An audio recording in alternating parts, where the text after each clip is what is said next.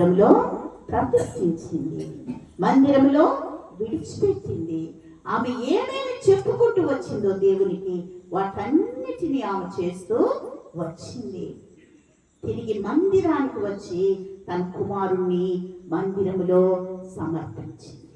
ఎంత కృతజ్ఞత కలిగిన స్త్రీయో చూడండి. ఈరోజు కృతజ్ఞత కూడిక అని అయ్యగారు చెప్తూ ఉన్నారు. ఎంతమంది మీరు కృతజ్ఞత అర్పణలతో దేవుని సన్నిధికి వచ్చినారు?